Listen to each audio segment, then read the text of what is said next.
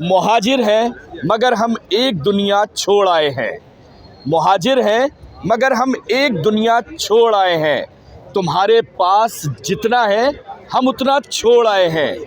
یہ بتانے نکلے ہیں مہاجر کلچر ڈے منانے والے نوجوان۔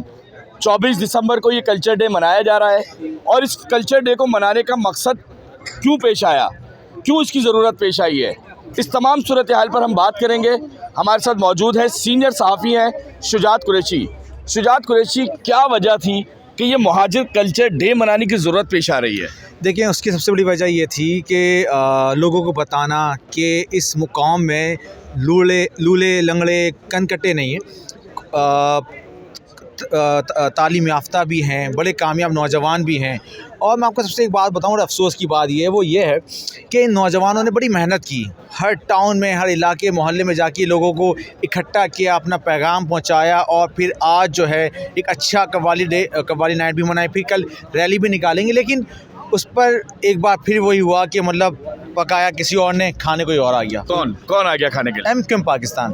ایم کیو ایم پاکستان نے کیا کیا کہ پچھلے سال تو وہ منانے کو تیار نہیں تھے، منایا بھی تو 10 روز بعد، وہ اس بار جو ہے وہ اسی دن منا رہے ہیں۔ صرف اسی دن نہیں بلکہ اسی مقام پر جہاں پہ یہ نوجوان اپنی ریلی کو نکالنا چاہتے تھے، کریم آباد سے نمائش چورنگی تک۔ تو ایم کیو ایم پاکستان نے اپنے وسائل کا استعمال کر دیا، پورے کراچی میں بینرز بھی لگائے اور جو ہے کیمپین بھی چلائی، اور اس کے بعد جو ہے انہوں نے اسٹیج بنانے کے لیے وہاں پر پرمیشن بھی لے لی۔ لیکن نوجوان جب یہ وہاں پر گئے خالد مغل صدیقی کے پاس، تو کہا کہ ہم یہ ڈے منانا چاہتے ہیں، تو خالد مغل صدیقی نے کہا تھا کہ ہم آپ کے ساتھ ہیں۔ لیکن اس کے بعد جو ہے خود سے پھر یہ 3 روزہ مہاجر کلچر ڈے منانا شروع ہو گئے۔ اور مزے کی بات بتاؤں، اس سے پہلے جب عامر خان تھے تو عامر خان نے صاف منع کر دیا تھا کہ ہمیں کوئی ضرورت نہیں ہے اس ڈے کی منانے کی۔ تو یہ جو ایم کیو ایم پاکستان والے نا، جب ان کو ضرورت پڑتی ہے، جب الیکشن قریب آتے ہیں تو مہاجی کارڈ کھیلنا شروع ہو جاتے ہیں، اور جب ضرورت نہیں ہوتی تو ایسے نوجوان کو ڈسکریج کرتے ہیں اور بتاتے ہیں کہ کوئی ضرورت نہیں۔ لیکن ان نوجوانوں نے بتایا ہے کہ اگر محنت کی جائے تو کچھ بھی ناممکن نہیں ہے۔ اچھا، آپ کیوں مہاجروں کو ایم کیو ایم سے نتھی کر رہے ہیں؟ مہاجر اور ایم کیو ایم کیا لازم اور ملزوم ہے؟ مہاجر الگ ہیں، ایم کیو ایم ایک سیاسی جماعت ہے۔ ایم کیو ایم کے پاس سندھی بھی ہے، پٹھان بھی ہے، سرائکی بھی ہے، تمام قومیتوں والا ہے۔ تو مہاجروں کو ایم کیو ایم سے نتھی کیوں کیا جاتا ہے؟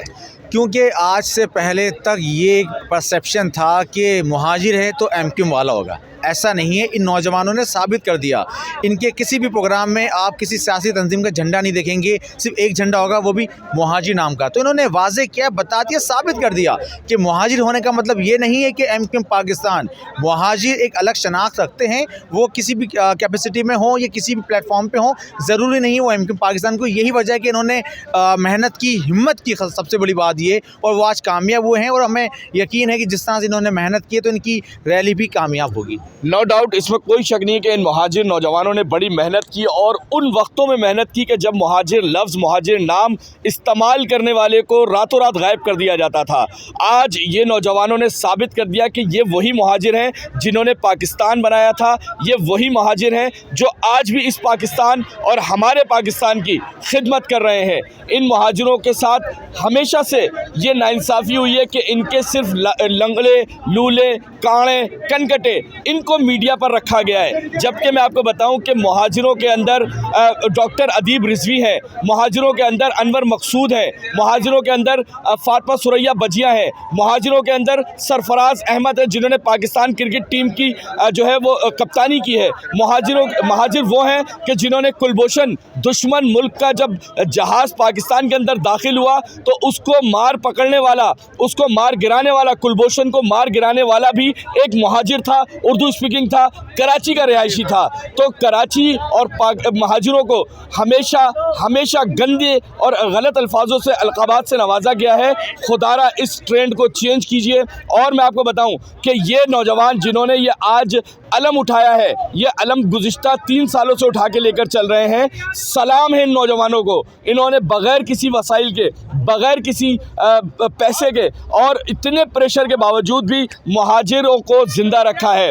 اور میں آپ کو بتاؤں کہ مہاجر کیوں کہا جاتا ہے. مہاجر ایک اردو اسپیکنگ جو سارے اردو اسپیکنگ بولنے والے ہیں جنہوں نے پاکستان بنایا, جن کی آباء و اجداد نے پاکستان بنایا, ان کی یہ اولادیں ہیں. اور میں آپ کو بتا رہا ہوں انشاءاللہ پاکستان بنایا بھی مہاجروں نے تھا, پاکستان بچائیں گے بھی مہاجر, اور پاکستان کو پاکستان کے اصل مقام پر لے کر بھی یہی مہاجر جائیں گے. السلام علیکم.